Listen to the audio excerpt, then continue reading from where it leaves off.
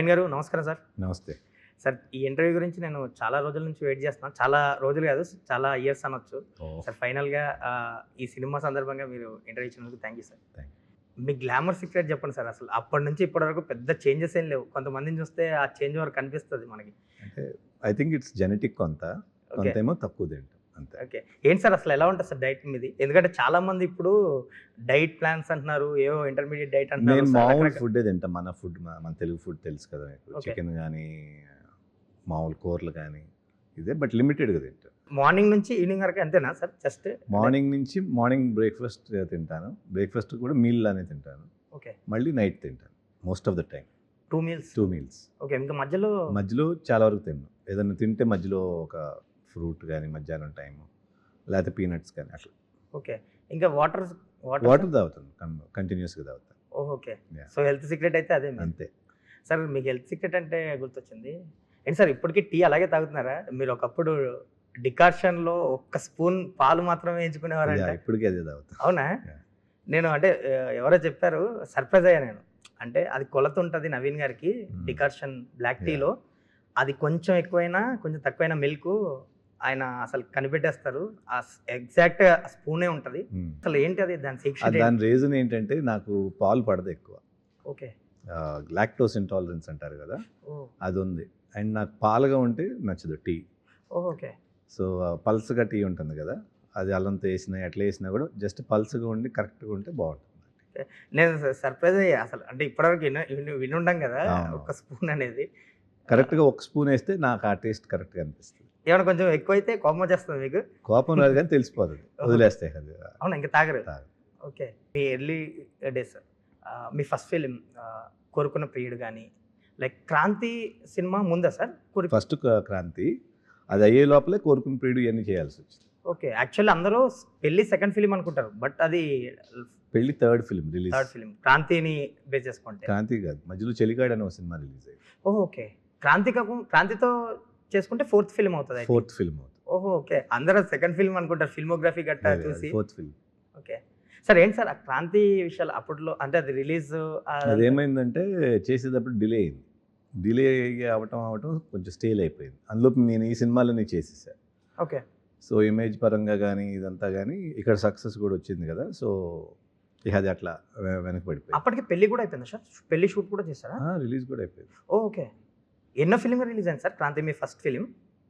Almost చాలా 2018 ఎప్పుడు release అయింది. అది కూడా యూట్యూబ్లో చేసాం ఫైనల్గా. ఓకే.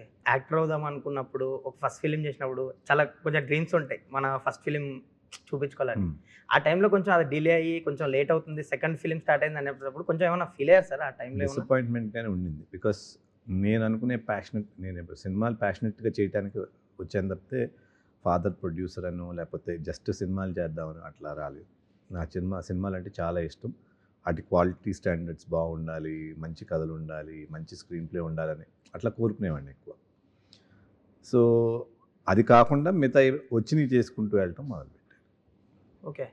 అట్లా. సో కోరుకున్న ప్రియుడు తర్వాత అది లైక్ థర్డ్ ఫిలిం పెళ్లి, మీరు అన్నట్టు ఫోర్త్ ఫిలిం. సో పెళ్లి నుంచి చూసుకుంటే మీకు back to back 6-7 super hits ఆ టైంలో. మంచి ఫామ్ లో ఉన్నారు ఆ టైంలో. అంటే నవీన్ గారికి ఒక కథ చెప్తే బాగుండని ప్రొడ్యూసర్లు, నవీన్ గారు డేట్స్ ఇస్తే బాగుండవు సినిమా చేయొచ్చని డైరెక్టర్లు తిరిగే టైం అది. టైంలో ఎలా ఉండేది సార్ యాజ్ యాక్టర్ గా మీ జర్నీ? అంత ఆలోచించడానికి ఉండేది కాదు, ఎందుకంటే నేను కొత్త యాక్టర్ని. ఎంతసేపు ఇంకా పర్ఫార్మెన్స్ ఏం చేయగలుగుతామా లేదా ఈ టెన్షన్లోనే ఎక్కువ. లేదా బ్యాక్ టు బ్యాక్ వర్క్ ఉంటుందో ఈ సినిమాలో ఈ క్యారెక్టర్కి ఎట్లా చేయొచ్చు, డైరెక్టర్ కావాల్సినట్టు ఎట్లా చేయాలి, ఈ ప్రాసెస్ ఎక్కువ ఉండేది. కాస్ట్యూమ్స్ సరిగ్గా చూసుకోవాలి, ఒక ఇది ఉంటుంది కదా, management of how to present the character. Every film కి ఇంకా బెస్ట్ ఎలా ఇవ్వాలి, మనం ఇంకా బెటర్ పర్ఫార్మెన్స్ ఎలా ఇవ్వాలి, ఈ స్ట్రెస్ అండ్ థింకింగే ఉండేది. ఓకే. ఇంకా మిగతా టైం లేదు ఇంకా. అండ్ కోటం కృష్ణ గారు ఫస్ట్ పెళ్లికి మిమ్మల్ని అప్రోచ్ అయినప్పుడు, కలిసినప్పుడు ఫస్ట్ మీటింగ్ లో గట్ట ఏమనిపించింది సార్? అప్పటికైనా ఒక స్టార్ట్ కోటం కృష్ణ గారు కాదు, నన్ను అప్రోచ్ అయింది రామలింగేశ్వరరావు ప్రొడ్యూసర్ గారు. ఆయన అప్రోచ్ అయ్యి తర్వాత కోటి రామకృష్ణ గారిని మీట్ చేయించారు.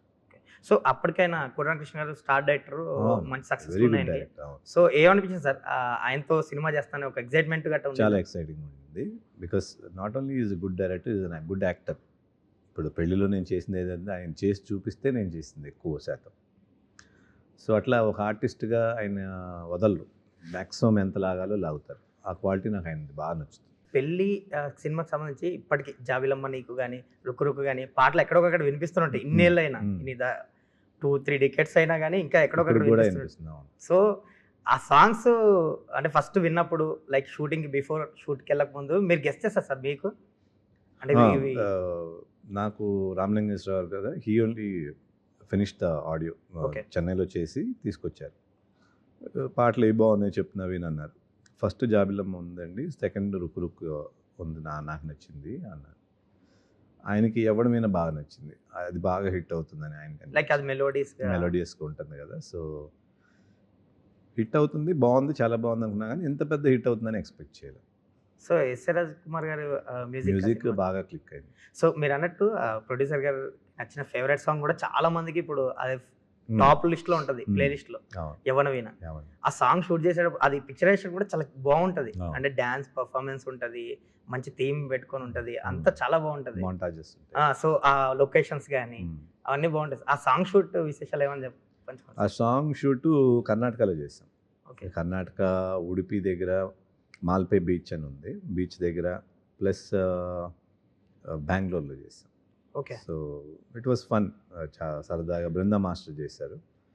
సో చాలా బాగా అనిపించేది చేసేటప్పుడే. ఆవిడ షార్ట్స్ పెట్టిన విధానం కానీ, షార్ట్స్ మాంటాజెస్ కానీ చాలా డిఫరెంట్. ఎస్పెషల్లీ లిరిక్స్ కూడా, నువ్వంటూ పుట్టినట్టు నా కొరకు, చాలా క్యాచీగా ఉంటాయి లిరిక్, చాలా భావం ఉంటుంది సార్. సీతారామ శాస్త్రి గారు రాసినాయి కదా, అన్ని లిరిక్లు బాగుంటాయి. సీతారామ శాస్త్రి గారి విషయం వస్తే టాపిక్ వచ్చింది కాబట్టి ఆయన మీకు చాలా మంచి పాటలు రాశారు. నాకు తెలిసా మీరు అన్నట్టు ఇప్పుడు మేము మా జనరేషన్ జెన్జీ దాకా ఇక్కడ దాకా వచ్చాయంటే లిరిక్ వాల్యూ కూడా ఎస్పెషల్లీ. ఆయన పైగా మీ మనసిచ్చి చూడలో బోడి చదువులు వేస్ట్ అని చాలా బాగా రాశారు. అది అసలు చాలా మంచి భావుకత ఉంటుంది ఆ పాటలు. ఆయన గురించి చెప్పండి సార్. ఆయన్ని నాకు ఎక్కువ పరిచయం లేదు కానీ, బట్ ఆయన రైటింగ్ అంటే చాలా ఇష్టం. ఎందుకంటే చాలా న్యాచురల్గా ఉంటాయి పదాలు, ఏదో రైమ్ కోసం రాయాలనో లేకపోతే ఏదో సౌండింగ్ కాకుండా మీనింగ్ ఉంటుంది, మంచి భావం ఉంటుంది. సో అది ఆయన స్పెషాలిటీ. అండ్ వర్డ్స్ సింపుల్గా ఉంటాయి. ఇప్పుడు బోర్డు చదువులు వేసిన ఒక నార్మల్ మాట కదా, అట్లా నీ బుర్రంతా భోంచేస్తా చాలా యూజువల్ మనం మాట్లాడుకున్నదే పాటల్లో వస్తుంది. ఆ పాట అంతా మంచి ఇన్స్పిరేషన్గా ఉంటుంది, ఇన్స్పిరేషన్గా ఉంటుంది. లైక్ సచిన్ గారిని చెప్తూ అందులో ఇంక్లూడ్ చేస్తూ అందరిలో ఇంక్లూడ్ చేస్తారు. ఆ సాంగ్ వినిపించినప్పుడు ఏమనిపించింది సార్ మీకు? నాకు చాలా బాగా అనిపించింది, ఎందుకంటే చాలా రిలేటబిలిటీ ఉంది యూత్కి. చదువు ఒక్కటే అక్కర్లేదు, you can be good in anything, మీకు నచ్చిన దాంట్లో నువ్వు పైకి రావచ్చు అనేది ఒక చిన్న మెసేజ్తో ఉంది కాబట్టి అది బాగా క్యాచీగా అనిపించింది సార్. మనసిచ్చే చూడు విషయానికి వస్తే అది కూడా చార్ట్ బస్టర్ సాంగ్స్, అందులో కూడా ఆల్బమ్ కూడా సూపర్ హిట్ ఆల్బమ్ ఆ టైంలో. ఇప్పటికీ టిల్నో అవి వింటూ ఉంటారు. లైక్ ఆయన ఇప్పుడు శాస్త్రి గారి లిరిక్స్ కానీ, బాలు గారి స్వరాలు వాయిస్ కానీ, హరిహరన్ గారి వాయిస్.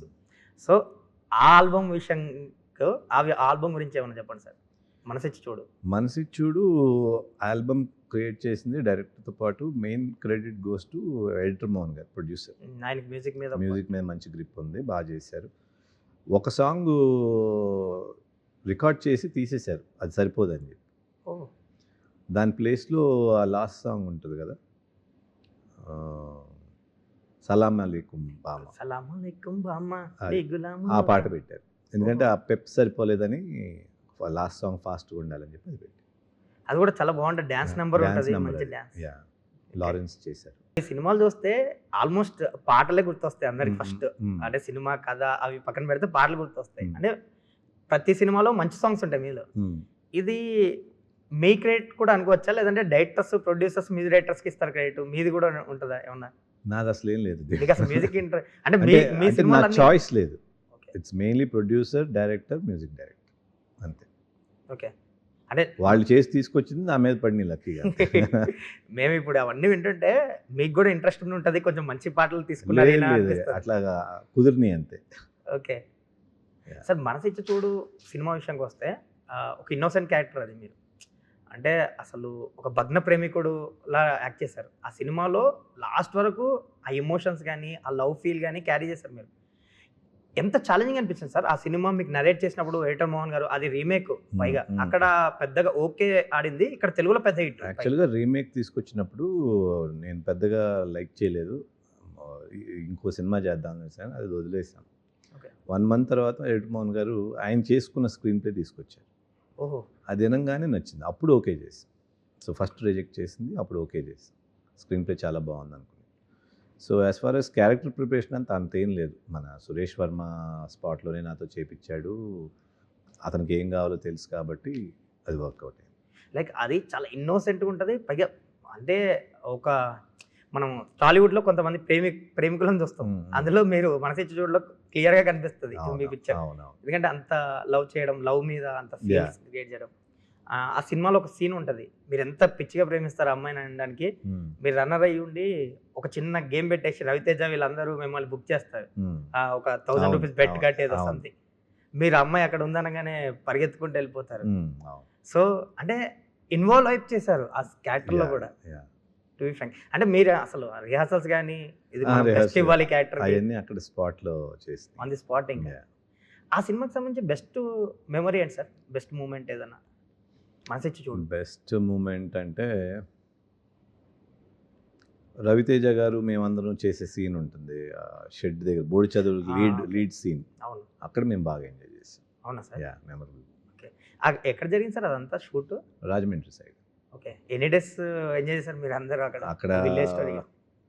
ఒక 10 to 12 డేస్ ఉన్నట్టున్నాం. ఓహ్! ఓకే. ఆ cinema star hero hit cinema రేంజ్‌లో సక్సెస్ అయింది ఆ సినిమా ఆ టైంలో మనసిచ్చి చూడు. మీరు ఎడిటర్ మీరు అన్నారు కదా ఫస్ట్ రీమేక్ అనుకుని వద్దనుకున్నాను. బట్ ఆయన స్క్రీన్ ప్లే వచ్చాక నాకు ఇంప్రెస్ అయ్యానని. సో అప్పుడు గెస్ చేశారా సార్? ఇది పెద్ద మంచి సూపర్ హిట్ అవ్వబోతుంది జనాలకి. స్క్రిప్ట్ ఒప్పుకున్నప్పుడే అది ఇనే అంటే కదా. అంత సక్సెస్ ఎక్స్పెక్ట్ చేయలేదు. బాగుంటుంది, మంచి సినిమా అవుతుంది అనేది ఎప్పుడైనా ఓ స్క్రిప్ట్ విన్నప్పుడు పెద్ద సక్సెస్ అయిపోద్దని మనం ఊహించలేం కదా. అది ఊహించడం కూడా తప్పు అవుతుంది. అంటే మీరేమైనా గెస్ చేసి ఉంటారు నవీన్ గారు అనుకున్నాను. అంటే డెఫినెట్గా నచ్చింది, బాగుంటుంది అని అనుకున్నాను. కానీ సక్సెస్ ఎంత రేంజ్ వెళ్తుంది ఇవన్నీ ముందే గెస్ చేయడం కష్టం కదా. సో ఆ సక్సెస్ ఎలా ఎంజాయ్ చేశారు సార్? ఇప్పుడు అన్నట్టు బాగా star hero cinema range success అది ఆ టైంలో మీకు అది లైక్ పెళ్ళి కానీ బాగా ఎంజాయ్ చేసి. ఎందుకంటే బ్యాక్ టు బ్యాక్ వచ్చినాయి. స్నేహితుల తర్వాత ఎమ్మటే మనసిచ్చి చూడు వచ్చింది. ఓకే. 2 హిట్లు అయినాయి, పెద్ద హిట్లు. So it was very nice moment. నాన్నగారు ఆ టైంలో అంటే వరుస సక్సెస్లు ఒక 5-6 సూపర్ హిట్లు కదా. ఎలా ఉండేది ఆయనతో? ఆయన మీకు ఎక్స్ప్రెస్ చేసేవారా? ఆయన చాలా హ్యాపీగా ఉండేవారు. ఏదైనా కొన్ని టిప్స్ ఇచ్చేవారు, ఇట్లా చేయి అట్లా చేయి అని. నైస్. ఆయన ఇచ్చిన బెస్ట్ అడ్వైస్ ఏంటి సార్ యాజ్ యాక్టర్ మీకు ఆయన ప్రొడ్యూసర్ తరపు నుంచి? ప్రొడ్యూసర్ తరపు నుంచా? బెస్ట్ అడ్వైసు మ్యాక్సిమం న్యాచురల్గా చెయ్యి, డోంట్ ఎఫర్ట్ ఎక్కువ పెట్టినట్టు చేయి మాకు అని చెప్పేవారు. లైక్ ఆర్టిఫిషియల్గా న్యాచురల్గా ట్రై చేయి. సీరియస్గా ఉంటే నువ్వు సీరియస్గా ఎట్లా ఉంటావు అట్లాగే ఉండు, నీ ఐస్ సీరియస్గానే ఉంటాయి కాబట్టి అది పనిచేస్తుంది. దానికోసం కళ్ళు పెద్ద చేసేసి అట్లా ఇవన్నీ చేయొద్దు అని చెప్పేవారు. మేబీ అది మీరు గట్టిగా పాటించినట్టున్నారు. అందుకే మీ సినిమాలో ఆర్గానిక్ కనిపిస్తుంది పర్ఫార్మెన్స్. ఆర్గానిక్ పర్ఫార్మెన్స్, ఇన్నోసెన్స్ కనిపిస్తుంది. ట్రై చేస్తా ఉంటాం. సార్ పెళ్ళికి సంబంధించి బెస్ట్ మూమెంట్ ఏంటి సార్? పెళ్ళికి సంబంధించి బెస్ట్ మూమెంట్ వాజ్ షూటింగ్ జాబిలమ్మ. ఓకే. ఆ సాంగ్ జనరల్గా అంత ముందు వర్షన్, ఇది కూడా రీమేక్. యాక్చువల్లీ రీమేక్ అంటే ప్యారలీ మేడ్.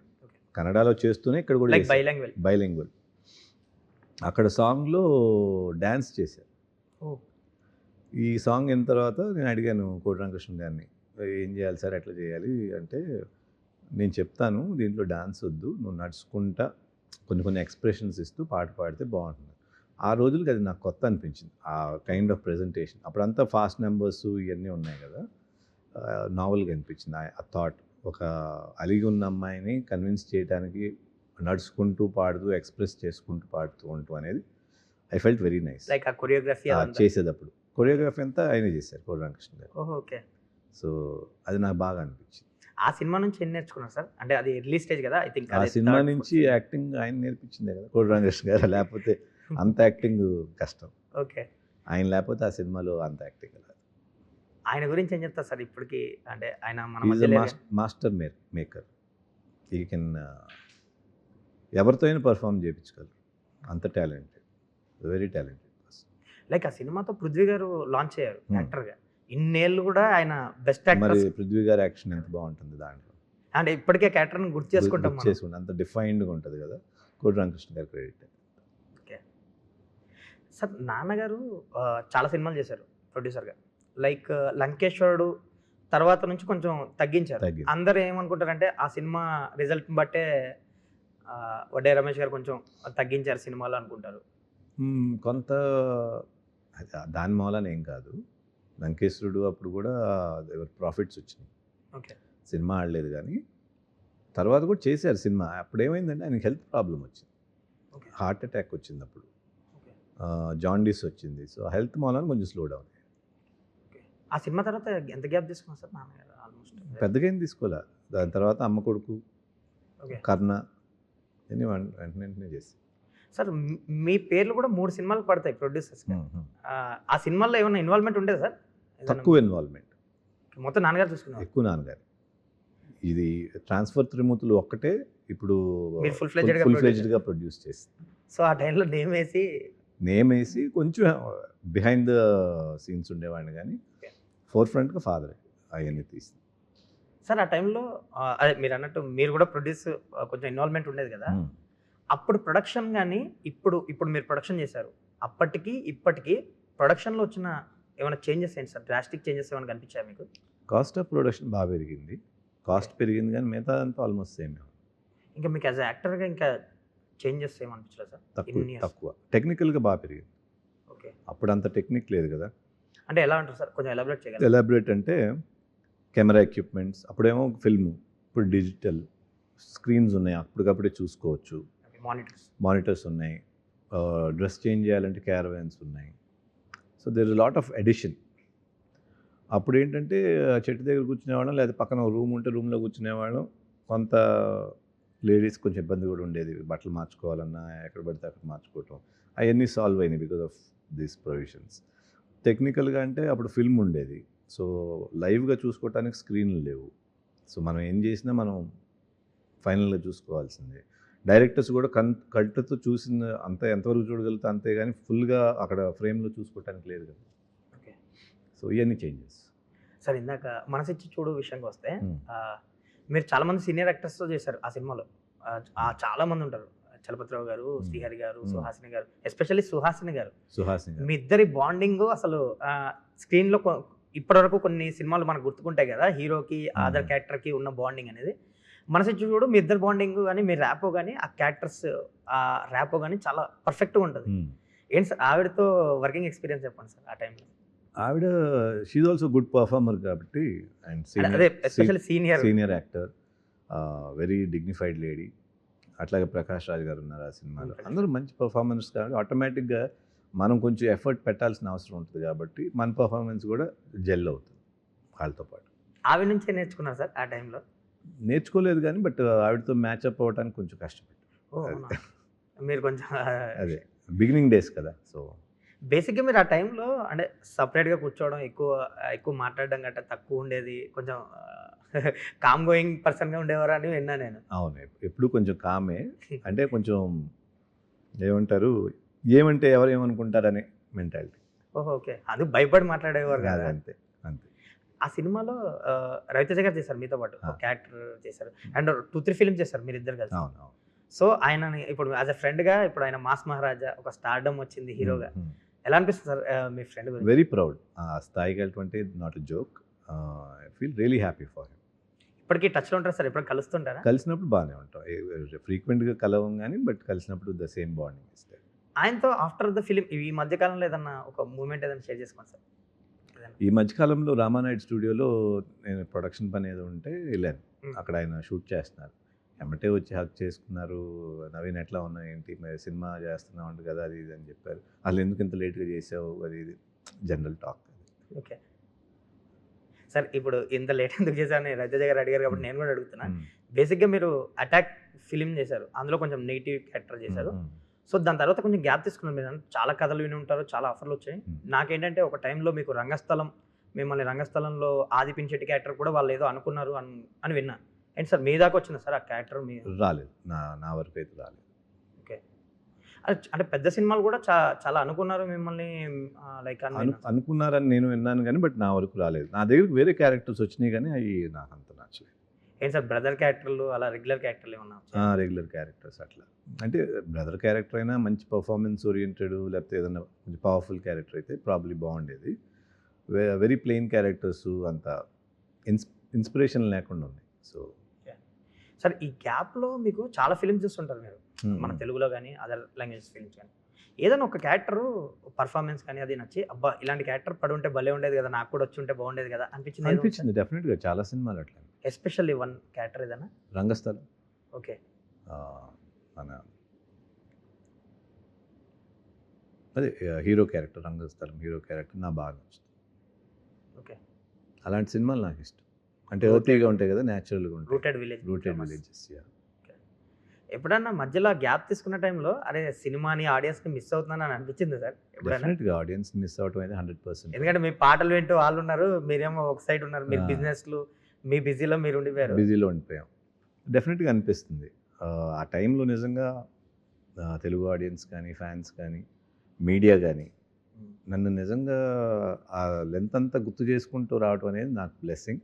మర్చిపోనివ్వకుండా చేసి. మర్చిపోనివ్వకుండా చేశారు. అది very good blessing. Okay sir, మీ సాంగ్స్ విన్నప్పుడు బేసిక్గా మిమ్మల్ని కల్పించినప్పుడు అందరూ మీ సాంగ్స్ గురించి మాట్లాడతారు, మీ సినిమాల గురించి మాట్లాడతారు. అండ్ మీరు అన్నట్టు గ్యాప్ ఎందుకు తీసుకున్నారు సార్, మళ్ళీ చేయండి అని అడుగుతారు. ఎస్పెషల్లీ మీకు ఇన్నేళ్ళ ఈ గ్యాప్లో ఎవరన్నా ఒక పర్సన్ చెప్పింది ఏదన్నా అబ్బా ఆలోచించి మళ్ళీ కంబ్యాక్ ఇవ్వాలి, మళ్ళీ మనం చేయాలనిపించింది? అట్లా లేదు, నా ఇన్నర్లోనే మంచి సినిమా చేయాలి. ఓకే. మీరు ఆల్రెడీ ఆ ప్రాసెస్లో ఉన్నారు. ప్రాసెస్లో ఉన్నాం. టైం పట్టినా సరే చేయాలి. ఒకవేళ మంచి సినిమా కుదరకపోతే చేయొద్దు. ఈ రెండు థాట్సే ఉన్నాయి. ఓకే. సో నాలోనే ఉంది కాబట్టి మేబీ ఆ సంకల్పమో ఫోర్స్ ఇవాళ వరకు తీసుకొచ్చింది ట్రాన్స్ఫర్ త్రిమూర్తులకి. సార్ నాకు మీ ఫిల్మోగ్రఫీలో అన్ని ఫిలిమ్స్ ఇష్టం, వన్ ఆఫ్ మై ఫేవరెట్స్ అన్ని. ఎస్పెషల్లీ నాకు చాలా బాగుందిలో మీ క్యారెక్టర్ ఇష్టం, అండ్ మావిడ మీద ఒట్టు మీ ఆవిడ చాలా మంచిదిలో మీ క్యారెక్టర్ ఇష్టం. ఎస్పెషల్లీ బాలాజీ, మా బాలాజీ సినిమాలో, మా బాలాజీ సినిమా ఇప్పటికీ టీవీలో చూసినప్పుడు, నేను థియేటర్లో చూడలేదు అది, లైక్ టీవీలో చూసినప్పుడు స్కూల్ డేస్ నుంచి చూసినప్పుడల్లా అసలు అది వస్తే మార్చబోద్ది కాదు. మీ పర్ఫార్మెన్స్, వాయిస్ లేకుండా మీరు చేసే కామెడీ ఫన్, లైక్ సుధాకర్ గారు, మీరు సత్యనారాయణ సరదాగా ఉంటుంది. అవును. సో నవీన్ గారికి ఫేవరెట్ ఫిలిం అంటే ఏం చెప్తారు సార్? అండ్ ఫేవరెట్ క్యారెక్టర్ కూడా మీ ఫిల్మ్? మా సినిమాల్లోనా? నా సినిమాల్లో మీరు అన్నట్టు క్యారెక్టర్గా స్ట్రెంగ్త్ డిఫరెంట్ అంటే చాలా బాగుంది. Okay. Fun wise and energy wise అంటే మా బాలాజీ. మా బాలాజీ పర్ఫార్మెన్స్, ఒక డీప్ పర్ఫార్మెన్స్ అంటే నా ఊపిరి. నా ఊపిరి ఎస్పెషల్లీ, అందుకే మీకు నంది అవార్డు కూడా వచ్చింది ఆ సినిమాకి. సార్ చాలా బాగుంది. ఆ టైంలో మిమ్మల్ని అప్రోచ్ అయినప్పుడు ఈవీవి గారు అంటే కొంచెం నెగిటివ్ షేడ్స్ ఉన్న క్యారెక్టర్ కదా, ఏమైనా ఆలోచించారా చేస్తారా? నేను వివి గారు అప్రోచ్ అయినప్పుడు స్క్రిప్ట్ నరేట్ చేయించారు. నరేట్ చేపిస్తే ఆయన చాయిస్ నీది, ఈ రెండు క్యారెక్టర్లు ఏదైనా ఓకే, ఇద్దరు హీరో క్యారెక్టర్లు. ఒక 2 క్యారెక్టర్స్ ఆఫర్ చేశారు. నేను ఇది చూస్ చేసుకున్నాను. ఓకే. దీంట్లో ఏంటంటే రానెస్ ఉంది, నేను చేయని ఒక క్యారెక్టర్ ఉంది. ఇప్పటివరకు లవర్ బాయ్గా చేయటం ఇట్లాంటివి లవ్ స్టోరీస్ అన్ని చేసాం కాబట్టి ఈ రేప్ చేసే ఎలిమెంట్ అనేది దాని నుంచి ఒక సందేశం కూడా వెళ్తాదని ఆ క్యారెక్టర్. ఎస్పెషల్లీ మీరు ఆ ఇన్సిడెంట్ తర్వాత మీ రియలైజేషన్ ఏదైతే ఉంటుందో సినిమాలో ఆ డ్రామా కూడా నచ్చింది నాకు. అది సో మీరు కూడా అంటే సూపర్ పర్ఫార్మెన్స్ సార్ ఆ సినిమాలో. చాలా బాగా అనిపిస్తుంది. మా బాలాజీ విషయంలో ఏదన్నా మీరు అన్నారు కదా ఎనర్జెటిక్ అని, ఆ స్క్రిప్ట్ నరేషన్ చేసినప్పుడే అనుకున్నారా ఈ క్యారెక్టర్ మాత్రం అనుకున్నాను, దున్నేయాలి, కొంచెం ఎనర్జెటిక్గా చేయాలి మనం బయట అనుకోలే. బట్ కోటరామకృష్ణ గారు ఇదైతే బాగా చేపిస్తారా, ఎందుకంటే కొంచెం అల్లరిగా ఉంటుంది అది, అట్లా అంత యాక్టివ్గా చేయించాలంటే ఆయనే చేయించాలి. ఓకే. ఎందుకంటే పెళ్లిలో కూడా కామెడీ సీన్స్ అవన్నీ ఉంటాయి కదా, మీరు కొంచెం కామ్ ఉన్నా కానీ కొంచెం కామెడీ సీన్స్ ఉంటాయి. బట్ దీంట్లో ఇంకొంచెం ఎక్స్టెన్సివ్గా ఉన్నాయి.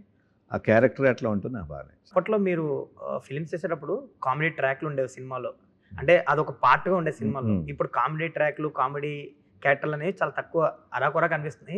ఇప్పుడు పెళ్లి విషయానికి వస్తే సపరేట్ ట్రాక్లు ఉంటాయి. ఆ స్ట్రీట్లో మొత్తం బంచ్ ఆఫ్ క్యారెక్టర్స్లు, వాటి ద్వారా వచ్చే ఫన్ అదంతా ఉండేది.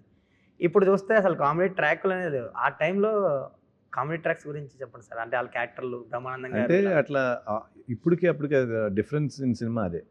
ఇప్పుడు ట్రాన్స్ఫర్ త్రిమూర్తులు చేసే ఈ టైం ఏదైతే ఉందో, సినిమా ఫ్లోలో కామెడీ సీన్స్ వేస్తే చూడకపోవచ్చు పబ్లిక్. అప్పుడు ఏంటంటే మనం సినిమా ఫ్లో ఉండేది, దాన్ని కట్ చేసి పాట వేసేవాళ్ళం, లేకపోతే కామెడీ సీన్స్ వేసేవాళ్ళం. ఇప్పుడు అట్లా ప్రిఫర్ చేయట్లే ఆడియన్స్, స్టోరీగా ప్రిఫర్ చేస్తాం. ఓకే. ఏదైనా కామెడీ పెడితే క్యారెక్టర్స్లోనే ఉంటే వర్కౌట్ అవుతుంది, లేకపోతే సినిమా టేక్ ఆఫ్ అవ్వకముందు, ఏదైతే స్టోరీ ఇంటర్వెల్ నుంచి టేక్ ఆఫ్ అవుతుంది కదా, ఫస్ట్ హాఫ్లో కూడా ఉంటుంది బట్ స్లోగా వెళ్తుంది కాబట్టి అట్లా సీరియస్గా స్టోరీ రన్ అయ్యేటప్పుడు మధ్యలో కామెడీ పెడితే వాళ్ళ ఆడియన్స్ అంత ప్రిఫర్ చేయట్లేదని డిస్కనెక్ట్ అయిపోతున్నారని. బట్ నేనేంటంటానంటే ఇప్పటికీ మనం యూట్యూబ్లో అవి చూస్తాం కదా సార్, అంటే కరెక్ట్ బ్లెండ్ చేసి కరెక్ట్ రాస్తే కరెక్ట్ అది కుదరాలి. ఆ స్క్రిప్ట్ని పాడు చేయకుండా, అంటే స్క్రిప్ట్ని అడ్డుపడకుండా రాస్తే మీరు అన్నట్టు వర్కౌట్. ట్రాన్స్ఫర్ త్రిమూర్తుల విషయానికి వస్తే, అంటే నేను టీజర్ చూసినప్పుడు చాలా ఇంట్రెస్టింగ్గా బాగా అనిపించింది. మధ్యలో మీరు సాంగ్స్, లిరికల్ సాంగ్స్ రిలీజ్ చేస్తున్నప్పుడు అంటే ఈ కథని డిస్టర్బ్ చేస్తాయా సాంగ్స్ ఏమన్నా అనే డౌట్ వచ్చింది. ఎందుకంటే ఇప్పుడు ఆడియన్స్ ఎలా ఉన్నారంటే ఏ మాత్రం సాంగ్స్ వచ్చినా పెద్ద సినిమా కూడా అసలు వాళ్ళు క్షమించట్లే, అసలు ఇది అనవసరం కదా, ఇది అనవసరం కదా, కథకు అడ్డుపడుతున్నాయి కదా అంటారు. అట్లా ఉండదు. ట్రాన్స్ఫర్ త్రిమూర్తులు ఏమవుతుందంటే బిగినింగ్ క్యారెక్టర్స్ ఎస్టాబ్లిష్ అవుతాయి ఫస్ట్ హాఫ్లో, కథలోకి స్లోగా వెళ్తూ ఉంటుంది. ఆ పాయింట్లోనే సాంగ్స్ ఉంటాయి. ఓకే, అంతేగాని బ్లెండ్ అయ్యి మళ్ళీ వన్స్ ఇంటర్వెల్కి వెళ్ళేటప్పటికి కథ ఇంటెన్స్ అవుతుంది కదా, ఇక అక్కడి నుంచి సాంగ్ ఉండదు. సో ఐటమ్ సాంగ్ అవసరమా సార్?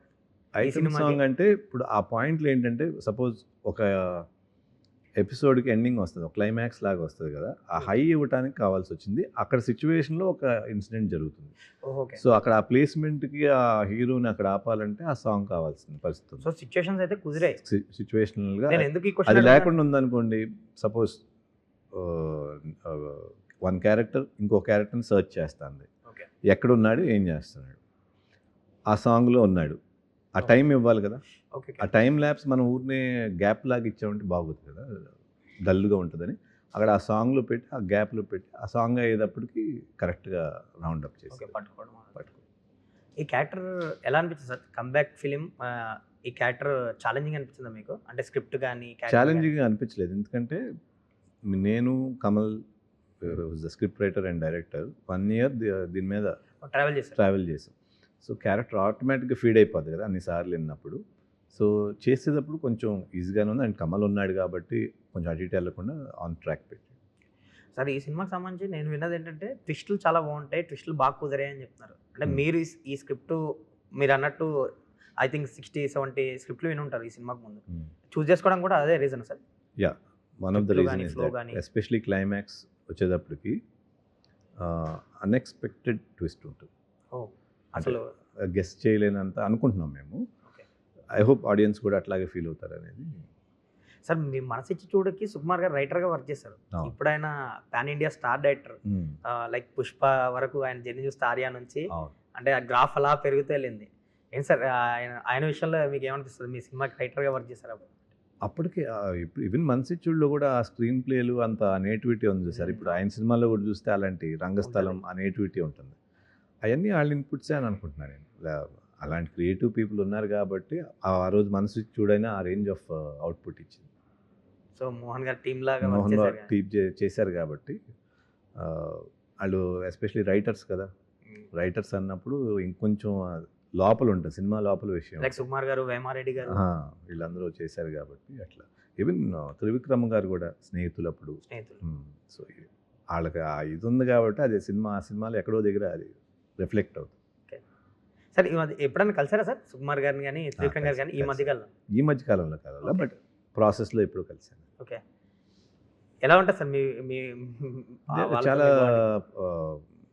ప్రేమగానే ఉంటారు, ఫ్రెండ్లీగా ఉంటారు, అట్లేం లేదు. అయితే నాకు తెలిసి సుకుమార్ గారు ఆ బాండింగ్ దానివల్లే మేబీ ఆది క్యారెక్టర్కి మిమ్మల్ని అనుకొని ఉంటారేమో, మేబీ ఒక దశలో ఏమన్నా అయి ఉండొచ్చు. మరి మీ దాకా ఎందుకు రాలేదో తెలియదు కానీ మేబీ అనుకొని ఉంటారు మేబీ.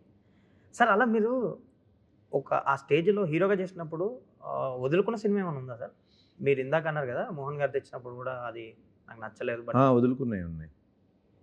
తర్వాత రిలీజ్ ఎవరైనా చేశాక రిగ్రెట్ ఫీల్ అయింది ఏమన్నా ఉంటుందా? లేదు, అసలు లేదు, నో ఛాన్స్. అంటే నేను వదులుకున్నాయి ఆడలేదు కానీ, బట్ హిట్ అయ్యి రిగ్రెట్ అయింది లేదు. ఓకే సార్, మీ జర్నీలో ఎప్పుడైనా అంటే షాక్ ఒక రిజల్ట్ షాకింగ్ అనిపించిన రిజల్ట్ ఏదైనా ఉందా మీకు? ఎస్పెషల్లీ షాకింగ్ లేదు కానీ ప్లెజెంట్ సర్ప్రైజ్. మనసిచ్చుడు అంత పెద్ద హిట్ అవటం. ఓకే, రిజల్ట్ నేను అంత పెద్ద హిట్ అవుతుందని అనుకోలేదు. ఫెయిల్యూర్ ఎలా తీసుకున్నారు ఆ టైంలో? కష్టంగానే ఉంటుంది కదా ఫెయిల్యూర్, ఎప్పుడైనా కష్టంగానే ఉంటుంది. అంటే వెంటనే బయటకు వచ్చేసేవాళ్ళ లేదంటే? అంటే కొంత ఎక్స్పెక్టెడే కాబట్టి బయటకు రావడం ఈజీగానే ఉండేది, బట్ డెఫినెట్గా it's a disappointment. Okay sir, ఇంత లైఫ్ చూశారు, యాజ్ యాక్టర్గా ఇంత జర్నీ ఉంది. What is about life Vadde Naveen గారి మాటల్లో? నా మాటలో లైఫ్ ఈజ్ వెరీ ఫుల్ఫిల్లింగ్. మంచి సినిమాలు చేయాలి, ఇంకా అదొకటే మిగిలింది. అంతే. సో అంతేనా సార్ ఓవరాల్ జర్నీలో? జర్నీలో అంతే. Everything else is good, all good. నాన్నగారిని మిస్ అవుతున్నారా సార్? 100%. ఈ సినిమా తీసే జర్నీ మొత్తం నాన్నగారే గుర్తొస్తారు. సార్ ఇప్పుడు నాన్నగారు ఒక టైంలో స్టార్ ప్రొడ్యూసర్, ఎన్నో అందరు స్టార్ హీరోలతో వర్క్ చేస్తారు, ఆయన సినిమాలు చేశారు. తర్వాత అంటే మీరు అది వారసత్వాన్ని కంటిన్యూ చేయకపోవడానికి, దీంతో స్టార్ట్ అవ్వడానికి మధ్యలో ప్రొడక్షన్ ఎందుకు పక్కన పెట్టడానికి రీజన్ ఏంటి సార్? అంటే కొంచెం ఫైనాన్షియల్ ఇబ్బందులు ఉండినాయి మధ్యలో. ఓకే. సో కొంచెం బ్రేక్ చేసి మనం అనలైజ్ చేసుకోవాలి కదా, ఆ టైం ప్రాసెస్ బట్టి. నేను మళ్ళీ రికవర్ అయిన తర్వాత ఇప్పుడు స్టార్ట్ చేస్తాను. ఓకే. ఈ స్క్రిప్ట్ అనుకున్నప్పటి నుంచి మనమే ప్రొడ్యూస్ మళ్ళీ అసలు ఫస్ట్ ప్రొడ్యూస్ చేస్తే మనమే చేద్దాము. ఎందుకంటే వేరే వాళ్ళకి అప్పచెప్పినా ఫస్ట్ ఆఫ్ ఆల్ వాళ్ళకి ఇంట్రెస్ట్ ఉండకపోవచ్చు మనం చెప్పే script. Maybe. And second point, మళ్ళీ దాన్ని జస్టిఫై చేయలేకపోవచ్చు. సో ఎందుకు మనమే చేసుకుంటే రిస్క్ ఏదో మనమే పడితే అయిపోతుంది కదా. సరే, ఇప్పుడు ఇక్కడ నుంచి అయినా గ్యాప్ తీసుకోకుండా కనిపిస్తుంటారా స్క్రీన్కి కానీ ఆడియన్స్కి కానీ? It depends. ఈ సినిమా అవుట్పుట్ కొంత వచ్చే సినిమాలు బట్టి డిసైడ్. ఏదన్నా క్యారెక్టర్స్ వస్తే చేస్తారా సార్ మీరు? అంటే ఇప్పుడు లీడ్గా చేశారు కదా, దీని తర్వాత ఏదన్నా చూడొచ్చు. క్యారెక్టర్ వచ్చినా కూడా ఓపెన్ మైండ్తో ఉన్నారా? ఓపెన్ మైండ్ ఎప్పుడు ఉన్నా, open mind. It's just that ఆ క్యారెక్టర్లు మనకు కావాల్సినట్టు రాలేదు. అదే మేబీ మీరు అటాక్ అవి కూడా చేశారు కదా, చేశాక అప్పుడే చేశారు. సో మీరైతే ఉన్నారు, గ్యాప్ అయితే. Yeah. Okay. So happy sir, మీరు జేడి చక్రవర్తి గారు, మీరు అందరు 90s హీరోస్ అందరూ మళ్ళీ వచ్చి లైక్ ఫిలిమ్స్ చేస్తున్నారు. శ్రీకాంత్ గారు వీళ్ళందరూ బాగా అనిపిస్తుంది. ఒక నాస్టాలజిక్ ఫీలింగ్ ఉంది మాకైతే. హోప్ఫుల్లీ ట్రాన్స్ఫర్ త్రిమూర్తులు మంచి సక్సెస్ అయ్యి మీరు ఇంకా గ్యాప్ తీసుకోకుండా కంటిన్యూస్గా కనిపిస్తుండాలని కోరుకుంటున్నాను. యా, మా ప్రయత్నం మడికి ఎక్కడా తగ్గకుండా చేసాం. మంచి క్వాలిటీ ఫిల్మ్, మంచి స్క్రీన్ ప్లేతో రెడీ చేసాం. ఆడియన్స్ చూసి అట్లాగే ఫీల్ అయితే హ్యాపీగా ఉంటాం. June 19th వస్తుంది. So I wish everybody comes and likes the film. Sir, all the very best. Wishing you a great success. Thank you.